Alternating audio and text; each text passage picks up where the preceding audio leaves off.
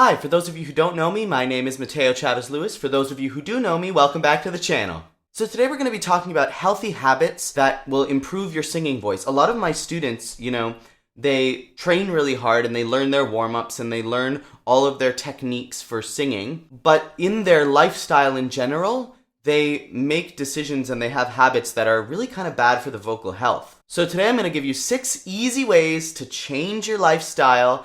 Just little tiny habits you can take on that will help you improve your singing voice. Now, these are not magical cures for anything. I'm not claiming to be a wizard. So you will still need to practice a lot. And you will still need to do your warm-ups, do your vocal exercises, practice your repertoire, strengthen your singing muscles. But these are just little tiny tweaks in your lifestyle that will make your singing voice that much better. So let's jump right in. Number 1, train your speaking voice. We only have one voice. It's right here. That's it. That's all we've got. And so if you want to be a singer, you're going to be using the same voice that you use to speak. A lot of people conceptualize it differently. A lot of people say, okay, I'm speaking now, blah, blah, blah, and now I'm singing, and it's a totally different thing. But it's not. It's the same voice. And so what you want to do is you want to make sure that your speaking voice is healthy and is also using the same breath support, healthy vocal production as your singing voice. So that means avoiding, vocal fry. If you don't know what vocal fry is, it's this. It's that sound. And a lot of teenagers will talk like this. But that's the sound of vocal fry that you want to avoid. And how you avoid that is you want to open up your throat when you're speaking. Make sure that you use a lot of your lips and the tip of the tongue and the teeth and the lips. Your articulating muscles, your articulators. Make sure you use those to communicate your point. And you're not just sitting back on your cords like this, because this will really irritate your cords and cause a lot of damage to them in the long run. And of course, you want to make sure that you're using a lot of breaths. So you're taking big breaths every time you speak. A lot of people tend to talk a little bit too low in their range. They tend to talk like this, and that creates kind of a lot of tension. Especially I find men, young or young boys, whose voices have just changed. They like to talk down here because they don't know how to use their voice. In general, I would keep a lot more lift on the voice. People might make fun of you for speaking loudly and supported and speaking like a public speaker in your daily life. But if you want to be a good singer, this is specifically for versatility in singing, because a lot of pop singers will talk down here and then they'll sing oh yeah. And that's great for them because that's the style of singing that they want to do. But if you want to be a versatile singer who can access all sorts of different styles in their voice, if you want to be able to sing ah, but also sing ah, then you have to have a versatile instrument. And in order to keep that instrument healthy, you have to be speaking a little bit higher up in your voice with an open throat and a lot of breath support. So make sure you're taking big breaths before every sentence that you say.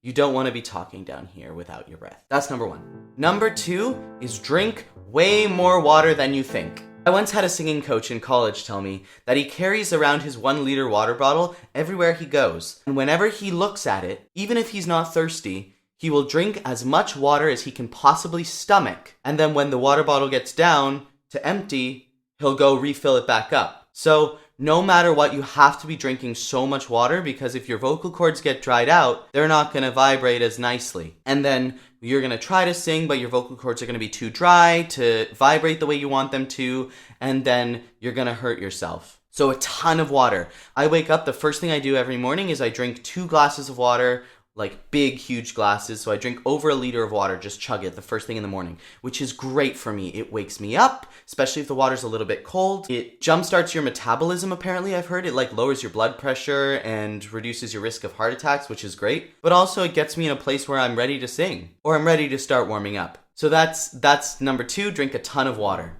Number 3, limit your alcohol and caffeine intake. Now this kind of ties in with the last one, because we don't want to dehydrate ourselves, right? So we don't want to be drinking a ton of vodka every night and then not drinking water afterwards, because that's going to dehydrate our vocal cords. I personally am a coffee addict. I drink 2 or 3 cups a day, but I'm always conscientious when I'm drinking that coffee that I'm drinking at least a big glass, a 500 milliliter glass of water for every cup of coffee that I drink. At least.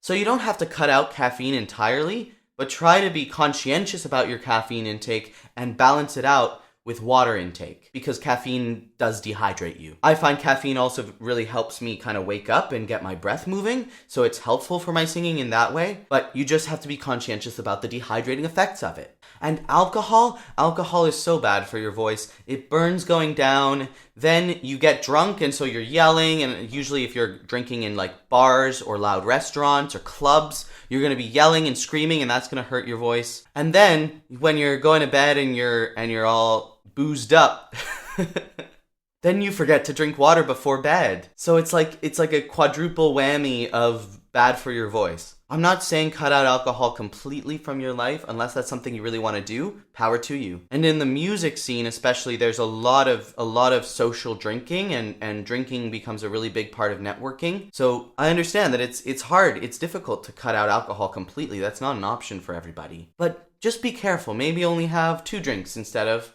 70. And and make sure that you're drinking so much water every time you're drinking alcohol. A good rule of thumb, like I said, 1 drink of alcohol, 1 500 milliliter glass of water. You're going to be peeing a lot. If you're not peeing a lot, you're doing it wrong. Number 4, never smoke.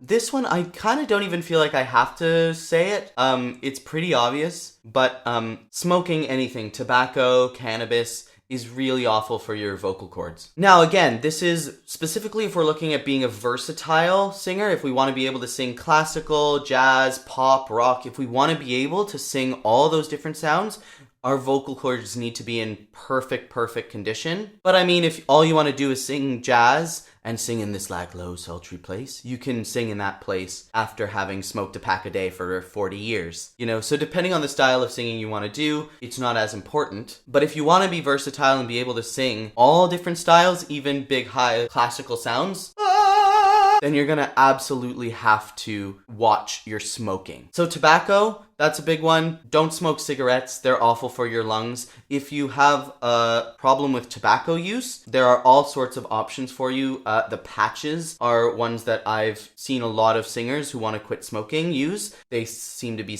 pretty helpful for those people. And cannabis, I live in Canada where cannabis products are totally legalized, which is great. I think they should be legalized everywhere. They have a lot of medicinal properties. But if you are consuming cannabis, I really cannot stress enough that you shouldn't be smoking them. Cannabis smoke is awful for your vocal cords because it actually burns hotter than tobacco smoke, so it can burn your vocal cords going down. However, cannabis itself is not bad for your vocal cords because it doesn't dehydrate you, and for a lot of people it actually relaxes them, and relaxation is really good for your voice. So cannabis isn't necessarily bad for your voice. I would encourage you to consume it in a way that doesn't involve smoking it. So dry flower vapors like this one are a really good option because the water vapor is good. It coats your vocal cords, it hydrates them, so that's a great option as long as it's not burning at a hot temperature. And also THC or CBD oral sprays like these are also a really great option. Number 5, clear out your nasal passages. Now, this is a really gross one, but bear with me.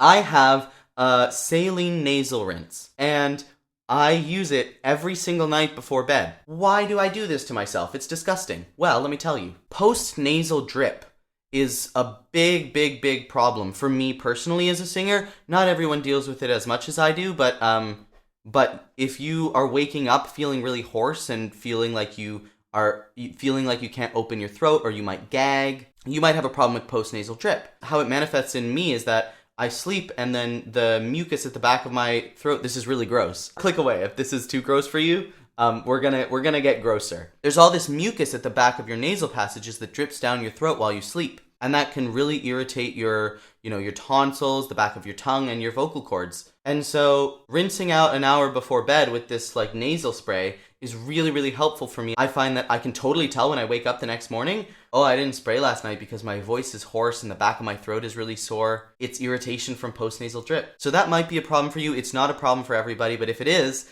get yourself a nasal spray and just spray every night. Get in the habit of doing that. It's gross, but it really helps me personally with my singing voice. Me personally with my singing voice. I wasn't taking my own advice there. I was talking down on my chords. Bad. Don't do that. Number 6, don't eat before bed.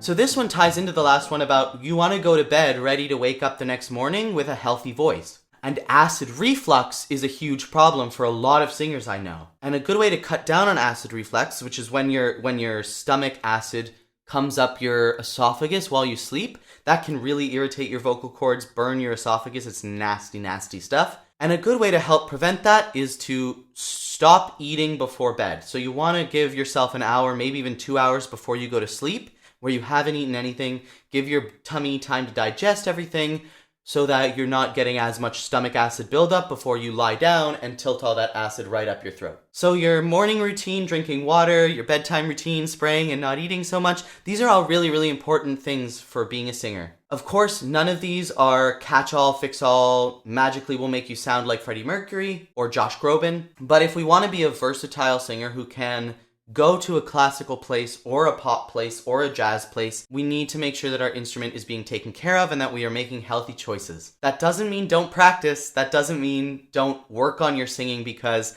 as always, practice still makes perfect. These will just marginally increase your longevity of your voice and your vocal health overall. If you want to learn more about vocal technique and vocal practices, you can book a coaching with me. I teach over Zoom and in person in Toronto. If that's something that you're interested in, you can check it out at my website, www.mateochavezlewis.com. The link is in the description. And if you like this video, if it helped you out, if you maybe learned something, share it with all of your singer friends so that they know not to make these mistakes as well. And there you have it. That's my video. Thank you all so much for watching. My name is Mateo Chavez Lewis. Make sure to subscribe if you haven't already, and I will see you in the next video. Goodbye.